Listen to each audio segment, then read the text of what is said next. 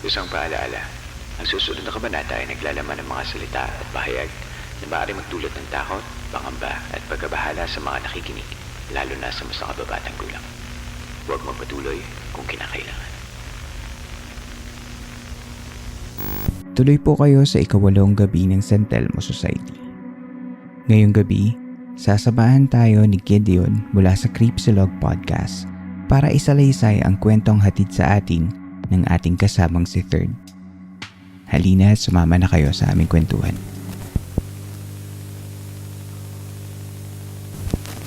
Magandang gabi po. Ako si Gideon at ilalahad ko ngayon ay ang kwentong ibinahagi ni Third. Bata pa ako nung nangyari itong kwento ko. Mga bandang 2003? Nung elementary pa lang ako. Sa Pampanga kami talaga nakatira. Pero sa hirap ng buhay ay pinili ng mga parents ko na magbaka sakaling makahanap ng pagkakakitaan at umuwi sa hometown ni Mama sa Leyte. Sinama nila kaming tatlong magkakapatid at doon kami nakitira sa isang libreng kwarto sa bahay ng tita niya. Si Lolo, yung asawa ng tita ni Mama, ang kasalukuyang kapitan ng barangay namin doon. Kaya ang pamilya nila ang talagang puntahan ng lahat ng mga gustong humingi ng tulong. Minsan tungkol sa pera, minsan nagpapatulong sa munisipyo. Pero dahil sa bandang Bisaya, matindi pa rin ang paniniwala ng mga tao sa mga masasamang elemento, naging sila rin ang takbuhan ng mga nagkakaproblema tungkol sa mga bagay na ganito. Hindi ko na maalala kung anong eksaktong buwan to nangyari, pero alam ko bago magpasko. Nakatambay lang kami ng mga kapatid ko sa labas ng bahay nang nakita namin na biglang may tumigil na tricycle sa harap. Sa loob ng tricycle ay mayroong isang babae na grabe ang sigaw. Para bang yung sigaw ng mga sobrang nasasaktan kapag naaksidente. Mayroon siyang isang matandang babae na kasama. Siya yung unang bumaba sa tricycle at tinawag ang lolo ko. Tabanggi kami, maluoy ka mo. Na ang ibig sabihin ay tulungan nyo kami. Maawa kayo sa amin. Lumabas ang lolo at lola ko at dali-daling pinuntahan yung dalawang babae at kinausap sila. Si Mama, narinig din yung sigaw at tinawag kaming magkakapatid papasok sa loob ng bahay. Nung una, nakinig muna si Mama sa kung anong pinag-uusapan ng matandang babae at ng lolo ko. Pero sa kalagitnaan, nakita ko na lumaki ang mata ni Mama at mahahalata mo sa kanya ang takot. Naalala ko pang nanginginig ang boses niyang sinabi sa amin na pumasok muna kami ng bahay at tumambay doon sa kainan doon sa likod at wag daw munang umalis doon hanggat di niya sinasabi. Siyempre, sumunod naman kami. Hindi rin naman kasi ako likas na pakialamero. Pero naaalala kong may sinisigaw yung matandang babae habang humiiyak siya na sabi niya, "Tabangge pangita ug albularyo. Patulong maghanap ng albularyo." Kahit nakasara ang pinto ng bahay kung saan kami pinapunta ni Mama, ay naririnig namin na binubuhat nila yung babae doon sa isang kwarto na katabi nung tinutuluyan namin. Guest room yun at sakto namang walang natutulog doon. Dinig na dinig namin ng sigaw ng babae na parabang sakit na siya sa kung ano man yung dinadaing niya. Naging payapa naman siya ng ilang mga oras. Sakto nung bandang hapunan nun kasi nakakain pa kaming lahat. I think mga bandang 7:00 ng gabi.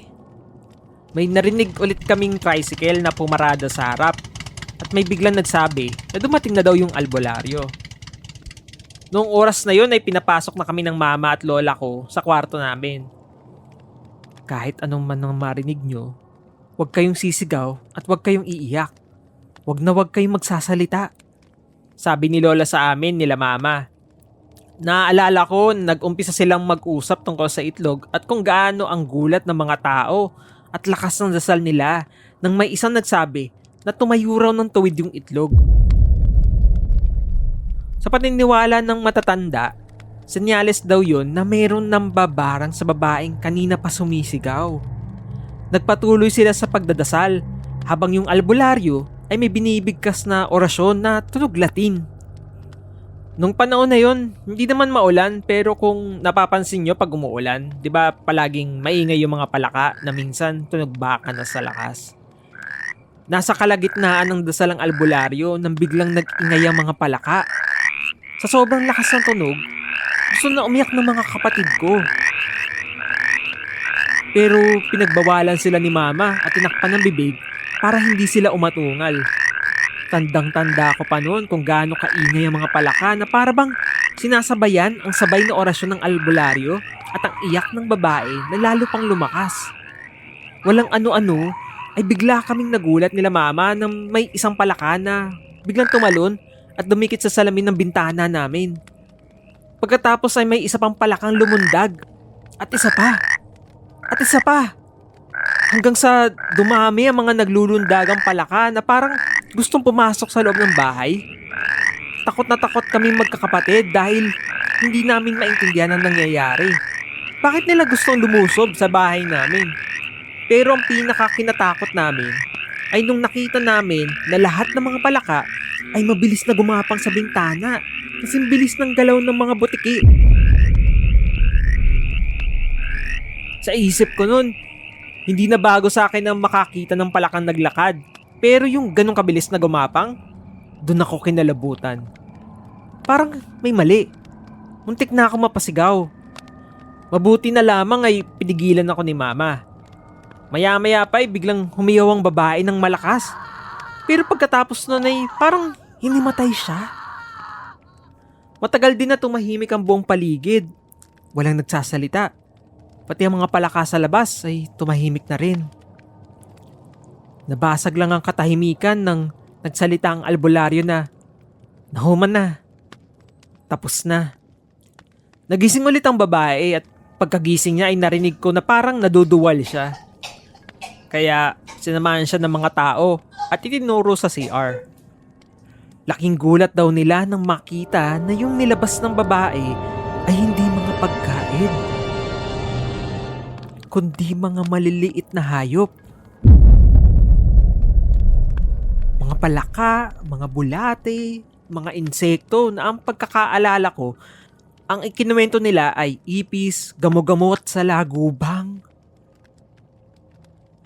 Matapos ang panggagamot ay nagpaalam na ang albularyo at sinabihan na pagpahingahin muna ang babae. Kinabukasan ay nakita namin siya sa kainan na masigla na at parang hindi man lang nanggaling sa sakit. Nagkukwento na rin at ngumingiti na. Nung kinahaponan nun ay nagpaalam na rin sila sa lolo't lola ko at umuwi na.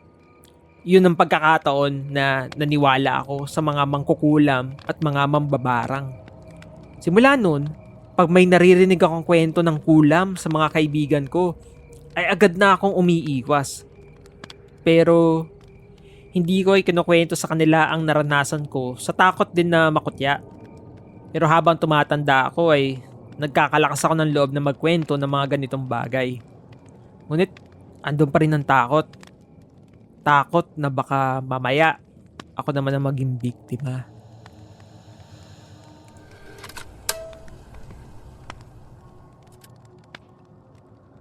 Si Third ay nakasaksi ng isang kahila-hilakbot na pangyayari sa kanyang murang gulang. Bagamat wala tayong alam tungkol sa istorya sa likod ng nangyari sa babaeng nabarang, marapat lamang sigurong sabihin na may mga bagay na hindi natin maiintindihan gaya ng kwentong ito ng pambabarang. Ang barang, para sa mga hindi nakakaalam, ay isang paraan ng itim na karunungan kung saan ang mambabarang o ang taong nagsasagawa ng ritual ng barang ay sinasakta ng isang tao sa pamamagitan ng pagtatanim ng mga sinumpang mga maliliit na hayop at insekto upang ang taong iyon ay manghina hanggang tuluyan ang mamatay. Upang malabanan ng barang ay kailangan makahanap ng malakas na albularyo o mananambal upang tapatan ang sinasabing barang. Kailangan maibalik ng manggagamot ang sakit na dinaranas ng isinumpa upang mapilitan ng mababarang na lisanin ng kanyang mga alagang kulisap ang katawan ng tao.